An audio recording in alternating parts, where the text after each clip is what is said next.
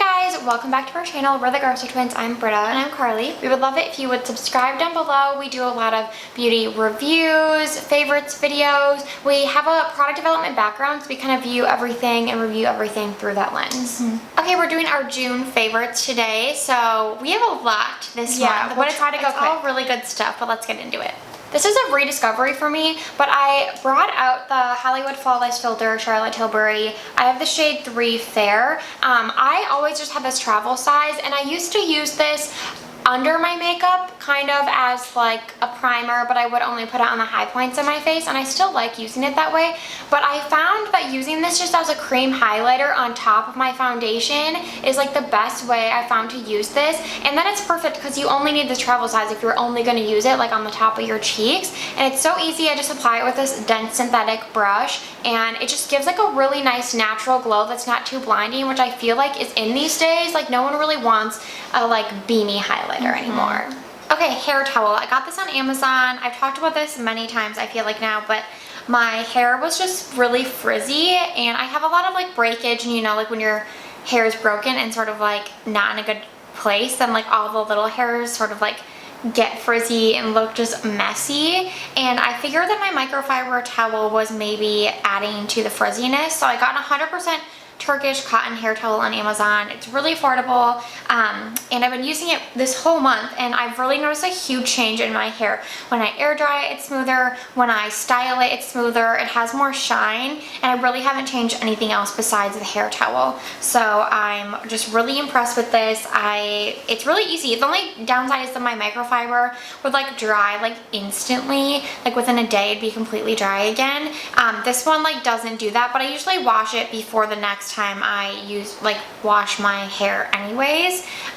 But if you like left it out and washed your hair more often, you could even just put it in the dryer. Yeah, you could just put it in the dryer, and it still does seem to like really hold up, which I appreciate. My other one also kind of got all like weird in the wash, and this one's really like holding its own. I also want to mention that a lot of these products I'm realizing that we reviewed over on Instagram. We've been trying to do more daily like single product reviews and demonstrations, so we'll link all of that below too if you want to see these things applied on the face. The next favorite is the Maybelline Colossal Mascara. I used to love this. Like I specifically remember when we were working at JCPenney in San Diego, probably from the age of like 18 to 20. 18 to 20, I used this mascara. So that's how long, we're 32, that's how long ago it was, and I always loved it.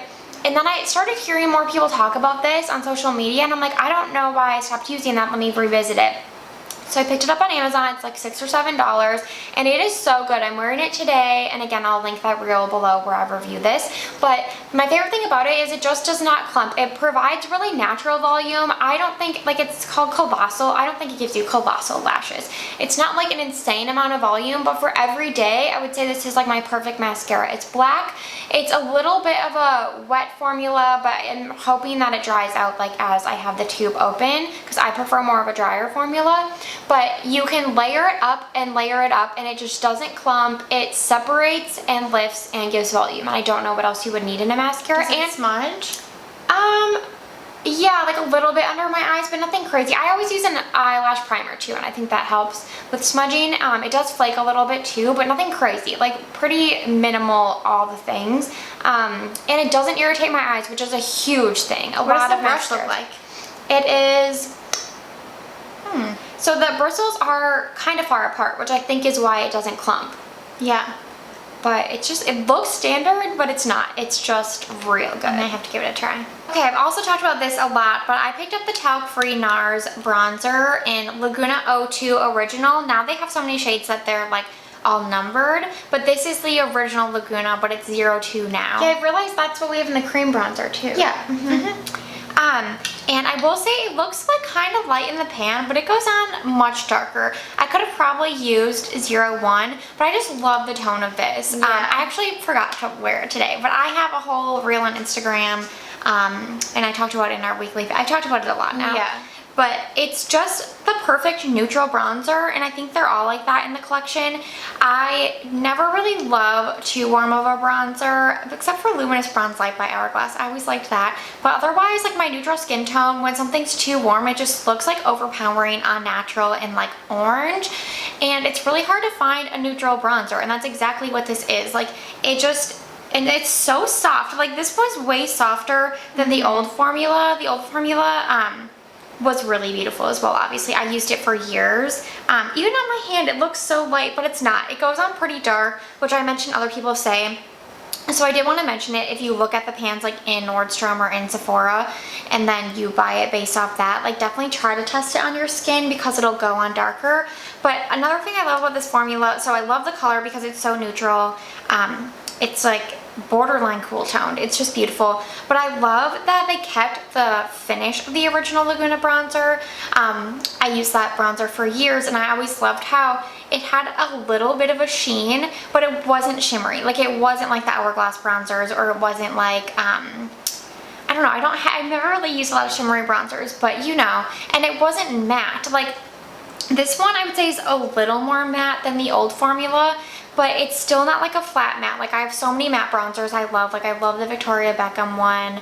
I don't know. I've tried a lot I love, but I love that it just doesn't, it makes it look so much more skin-like because it doesn't look flat, and I feel like that's hard to find. And I just think they did a really good job with this reformulation. Obviously, it's like an iconic product, and so reformulating, I'm sure, took a long time to make it talc free, but it's just as smooth. It lasts a long time on the skin, and I love the larger pan size. That I hated the old compact. For blushes, it worked perfectly, but like the NARS bronzer was so small. Like, so small. You would like try to fit your brush in it, and it just wouldn't work. And this one is so nice. We're going back home to visit family soon, and I think it's like the only bronzer I'm gonna bring. Like, I just think it's perfect. I have to tout our East and West perfume dyad, our fragrances that we launched, because I've been using this nearly every day, and I surprised myself, honestly, because I've been using it a lot too. East and West, I feel like and Dusk and Dawn I don't reach for as often. I wear highs and lows the most, and then You and I, and then East and West and Dusk and Dawn probably the same. And usually this time of year I opt for Dusk and Dawn because it's our floral.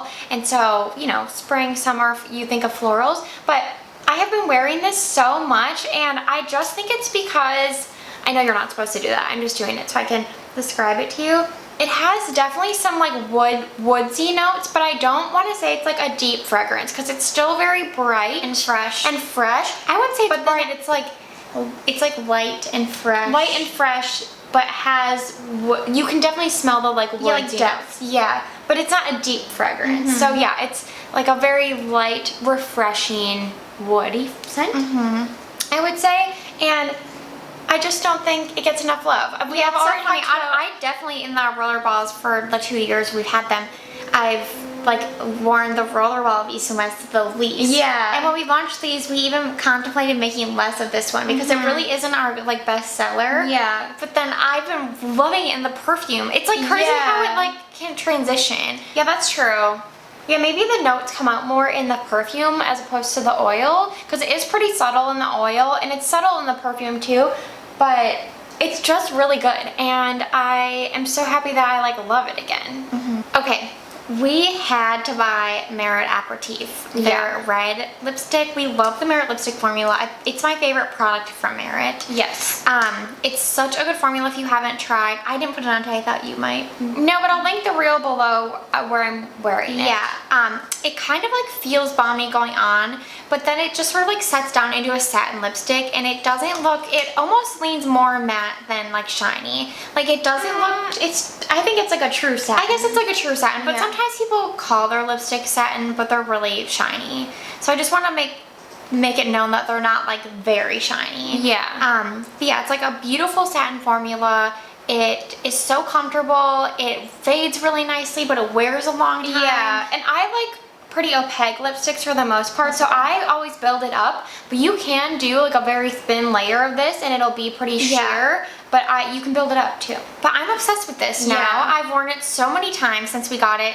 It's a perfect summer red. I know that they launched it in the holiday kit, but to me, like holiday reds are like a little bit deeper, more blue toned, like that like rich holiday red. This is a perfect neutral red, which is so hard to achieve, but I think it's more, it has more blue than orange. It's not an orangey red. No, but it's not blue either. Yeah. It's really neutral, but it just is like the perfect summer lip. Like, I love this red. I mean, I'll wear it all year round for sure, but I was just like, wow, they did something really special with this color. Yeah, to me, it almost reminds me, because I used to love MAC Russian red, and that one is like a more blue red, but like a brighter version of that, and I've always like wanted something like that, but didn't even realize. But I do want to mention, because our friend Emily Glitter Goblin on Instagram, she applied this on her stories, and it looks pink on her, and she was like, I'm so disappointed because I didn't think it would look like this on me. So reds are really hard. They can look so different on anyone. They might even look different on us. I also think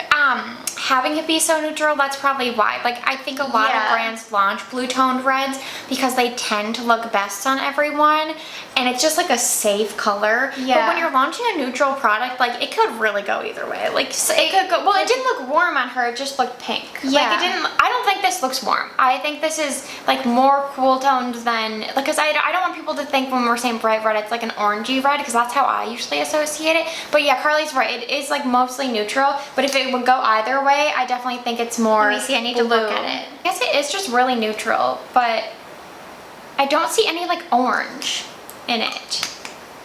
I don't know if you guys can tell. I can see how it would go pink on her, because especially if you use like a light layer. I don't know. She used a light layer. It's kind of like a tomato red. Yeah, even on us though, I feel like it looks different. Yeah, I mean, we put it in different spots. Yeah, so I think depending on, well, really depending on what your lip color is ultimately. But like our best friend Alyssa has a really dark natural lip color, so lipsticks look totally different on her than they do on us. And so Emily may just have like more of like a mauve-y, or like base. Yeah, so it's hard. But highly recommend. I'm obsessed. I'm obsessed with this lipstick. Yeah, we want to put in this video because it's limited edition. I don't know when it's going away. Another lip I cannot put down is the Uma Beauty It's Complicated Lip Tint in Oil and Gloss. These have been on sale a lot too, so I'm not sure if they're being discontinued, so definitely jump on it. But this is the shade Pang, and it looks like a deep berry in the tube, but I applied like a pretty light layer, and then it just looks like a neutral kind of like magenta on me. And I've been like loving like a deeper nude lip liner putting this on. I've literally worn it like every time we've left the house. I've just been using this so much, and I have two other shades, but this one is definitely my favorite. Now I want the red too, and they're only $7. Like, it's insane to me. It's like a nice package, and it's like a really amazing product. They're made in Korea, and it's $7. I got it at CVS, and you can get it at Walmart too, but our Walmart didn't have a lot. No, definitely CVS had a lot. They had a lot, and it actually stains, which is why I love it. And it's just like a perfect summer lip for me, like when you just want to throw something on. Or do you have it on now? No. Okay, I put it on during our quick little break here so you can see what it looks like, but this is not a lot. This is like I did one swipe and then sort of like zhuzhed it with my finger around my lips, and you could build it up to be darker, and then I do think it would look more of what's in the tube, but I don't think that's realistic. I don't think people are like applying a lot of layers of a lip oil. Yeah. So it doesn't feel oily. I also want to mention it's kind of just feels like, it has like, it's comfortable. It has like a little bit of, not stickiness, but like cushion, like a little cushion. It feels like a gel, and maybe like a little oil feeling, but not like a traditional lip oil. Honestly, I've heard people compare these to the Rare Beauty lip oils, or what are they calling them? No, lip oils. Oh, they are calling them lip oils, but they're like lip stains like this too. And Uma says it's a lip tint oil and a gloss. Cool. So yeah, they're great. All the things. Okay, and then last up for me before we get to books is the Naturium Fermented Camellia Creamy Cleansing Oil. You guys know we want to love the Naturium products, and the ones that have worked for us are kind of few and far between, unfortunately, but the ones that have worked are great. Like the Barrier Balm we still really love, and Carly loves the cleansing balm. I love the cleansing balm. I prefer this, and I like the cleansing balm more. I've never heard anyone talk about it, but I love that it's in a tube. I prefer anything in a tube. It's like easier to travel with. There's no scent. The Naturium cleansing balm has like a raw material smell. This is like completely odorless, and it comes out clear. I'll show you, but then I can put. It comes out like a clear, thick gel, so you're like, oh, that's not gonna do anything. But it actually does really break down your makeup. I mean, it's not as oily, I guess I should say, as the cleansing balm. Like that is like more, you know, a balm is like a solid oil and breaks down into like a pretty thin oil. This one maybe takes a little more time to like break down on your skin, but I just like that there's literally no scent. And like I said, it comes in a tube. It's very easy to apply. A little goes a long way. I have nothing bad to say about this, and it's affordable. I don't know which product is more expensive, but I just think it's really good. And I feel like nobody talks about this, right? Yeah, for me it doesn't remove my mascara, so that's the only thing. Oh, what mascara do you usually use? It doesn't remove any mascara. I've tried it with 3 different ones. I mean, it removes like a little bit, but the cleansing balm would remove it like no problem. Yeah, so I think if you wear a lot of makeup or like lots of sunscreen or like lots of layers, maybe you should opt for the balm. But I do think that this works well. You just maybe have to like sit there a little bit longer. But for the reasons I stated, I really love this, and I think it's one of their best products that we've tried. Okay, TV show favorite for this month. We watched the final season of Never Have I Ever on Netflix, and it delivered. Yeah. But it wasn't the strongest season. I think season 2 maybe was my favorite. I loved 1 and 2. Yeah, 1 and 2 were both so good. The show was amazing. Yeah. It's written so well. But I feel like the finale was so good. So They good. wrapped it all up. I saw someone talk about how they felt like the whole thing was sort of like slow, and then all of a sudden the girls were going off to college and they had to like wrap it up in like 1 episode. And I will say it did feel like that. Like, I don't know why they waited till like the very last episode to wrap everything up. Yeah, I guess that's true. But regardless, like, they did such a good job with the finale. We don't want to spoil it. Well, I but- think we can. Let's just Okay. skip ahead if you don't want to Yeah, be spoiled. so Davy ends up with Ben, and that just shocked me. I really thought she was gonna end up alone because it like showed her after her like tryst with boys this season, and she like became like the woman she's always wanted to be. Like, showed that she was like strong and ready to go off to college and just like be by herself. So I was shocked that she ended up with a boyfriend. Well, I see both sides of the coin, because I feel like, yes, that's very true. Like, she could very much be independent. She's like so strong. Like, her therapist was telling her how far she's come. So true. Like, from first season, she made so much progress. But then on the other side of it, it's like, well, her and Ben are both essentially in the same city. They're like finally in a place where they want to be together. So why wouldn't they just like try? Yeah, I loved it. The whole season was sort of like them like hooking up, and then him being like, I don't think we should be together, because basically he was scared, but really like it was because they always conflicted and like butted heads. But it was so obvious that like they really made each other better, and that's like what you obviously want in a partner, and she wasn't really getting that from anyone, not even, I think Paxton was a great boyfriend. Yeah, and Paxton has always been a really good friend to her. Yeah, but I don't think he really like brought out the best in her. Not his fault. I think it was all on her. Like, Yeah, she was like always trying to impress him. Yeah. But with Ben, like, they both brought out the best in each other and like pushed each other to like do the right thing and like be strong people. And so we were always team Ben. So I love that they ended up together. I thought it was just such a sweet ending. Yeah. It was so sweet. I think it's hilarious that Debbie in real life, how do you say her name? Oh, I don't want to butcher it. I know, Matt. I've watched so many interviews with her saying it. But that she's Team Paxton. Yeah. She's like, I've told him this before, talking about Jaren. And she's like, I told him this before, but yeah, I like am Team Paxton because of this scene where her and Paxton first kissed to the song. What is the song? All the time. I forgot. Well, yeah, if I can find a like link to the TikTok or YouTube interview, it was really funny because he's like, oh, come on. And she's like, no, like, they were better. But I don't think that's true. No, I don't she think just it's thinks true. he's cuter. Yeah, I think like he's so cute. Darren. Yeah, and people saying like, they're like, I love that their names are Darren and Jaren in real life. Yeah, which like is what are so the true. chances? Yeah. But yeah, they ended it so well, and her grandma got married in the finale, and so they do like a traditional like Indian. I loved that. Dance at the wedding, and yeah, we loved it. They killed it. They did such a good job, and it brought so much like joy to the end of the show. Her mom gets a boyfriend, so the whole and last season wrapped everything up really well, which is so hard to do. Yeah. So props to them. Okay, my favorite book of the month was The True Love Experiment. I think Carly talked about this last month, so I won't stay here long. It's Christina Lauren's newest book. By far, their best book, I feel like, in my opinion. It's about Fizzy. So she was in the Soulmate Equation. She was the best friend. She's a romance author, and she gets approached to do a reality television show where she would date 8 men, and then she would pick one, and they would go on a trip together.